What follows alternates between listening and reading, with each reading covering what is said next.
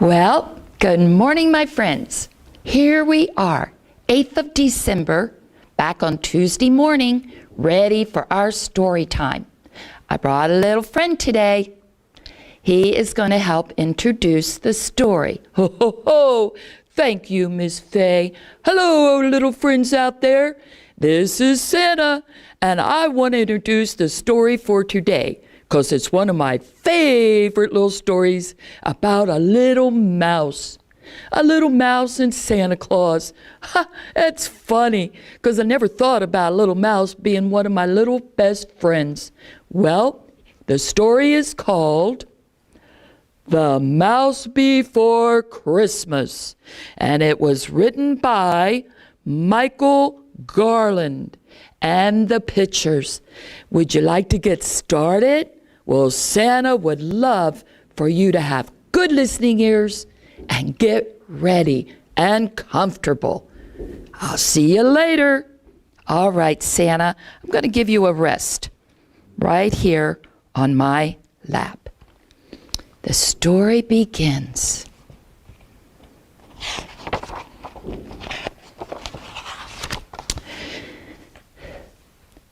On the night before Christmas, there was a young mouse who was stirring and whirling all through the house. He longed to see Santa, that jolly old soul, so he stayed awake late and then crept from his hole. Out in the kitchen, Mouse stacked up a treat, chocolate chip cookies for Santa to eat. Yummy, yummy. He made not a sound as he hurried and scurried, but Puss was asleep, so he didn't have to worry. Of course, that's the cat.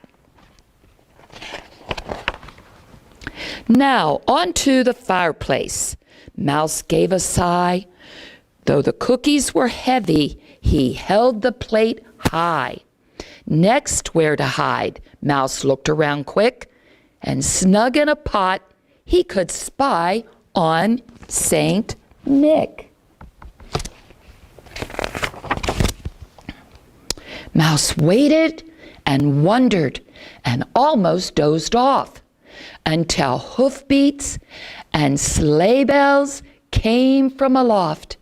From out of the fireplace, bang, crash, and tumble, popped merry old Nick in a heap and a jumble. Mouse was delighted. His wish had come true. But what now, he wondered? What more could he do?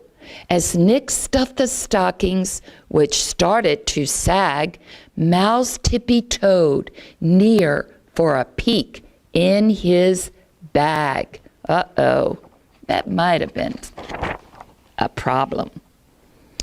Soon Santa was done. Time to hurry away. He snatched up his sack, and sprang out to his sleigh. With a swoosh and a swish, Mouse was bundled inside. But down in the darkness was no place to ride. It's stuffy, it's crowded, Mouse started to shout, and he squeezed, wiggled, scrambled to find a way out.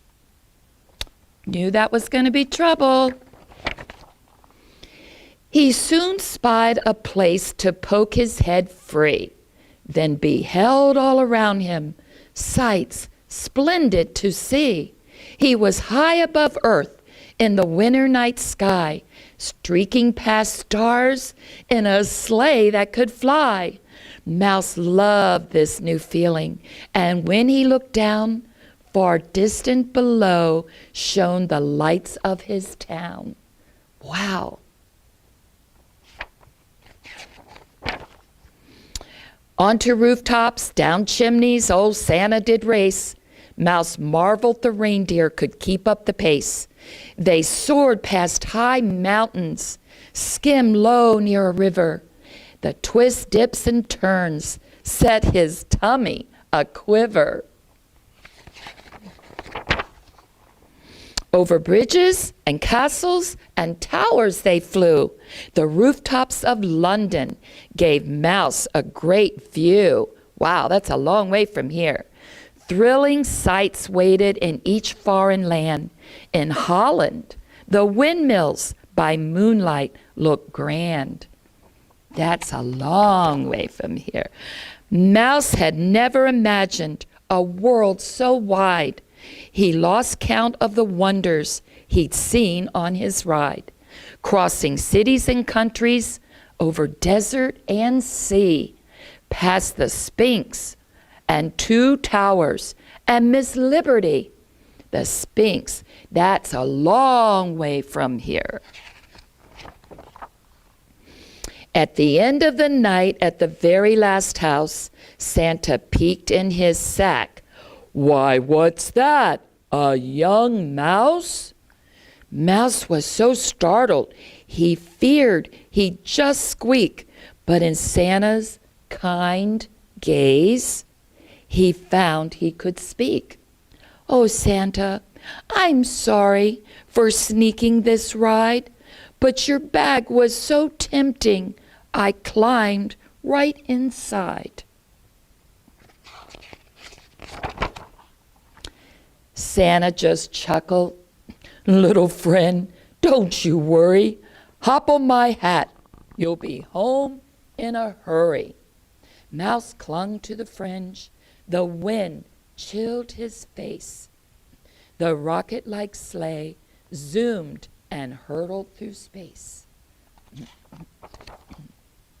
Back home, safe and sound, there were presents for all. The one Mouse liked best was a hat marked size small. Then Santa crouched down till his beard touched the floor. The friends waved goodbye through the little front door. It was so late at night, Mouse was ready for bed, but he wanted to try his new hat on his head. It was just the right size. Not too big, not too small. A hat just like Santa's. Mouse felt proud and tall. Mouse snuggled down, letting dreams fill his eyes, hearing words meant for him from a voice deep and wise. "If you do all the things that a good mouse should do, don't be surprised when your wishes come true. Merry Christmas, dear mouse. Merry Christmas to you." The end. Well, my little Santa friend here, I'll bet you he has something else he wants to say. He always has something to say. "Oh, thank you, Miss Faye, and my little friends out there. Told you this was one of my favorite stories, 'cause my little mouse, he traveled the world. He got to see a lot of things by being a little nosy, but it all turned out okay, and I got a really good little friend. But right now, before we do our puppet show, I would like all of you to join me in a song called Jingle Bells, one of my favorite songs. Are you ready? Are you ready, Miss Faye? Well, give me a minute, everybody. Miss Faye has to get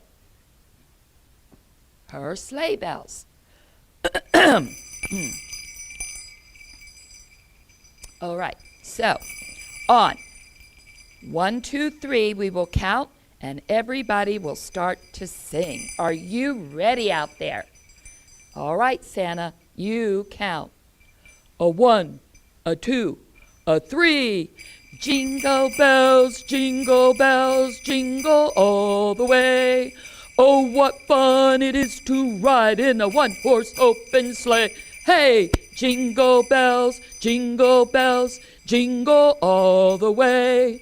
Oh, what fun it is to ride in a one-horse open sleigh. Whoa, Santa, you really do like that song. I hope everybody out there was singing I hope you all liked it. And we're going to end on Frosty. He came to visit today too, so we're going to end right now with him singing his favorite song, and then we'll go right into our puppet show called The Gingerbread Man. Let me get Frosty.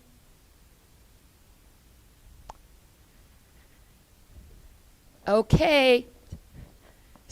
Frosty, you ready? Yes, I am.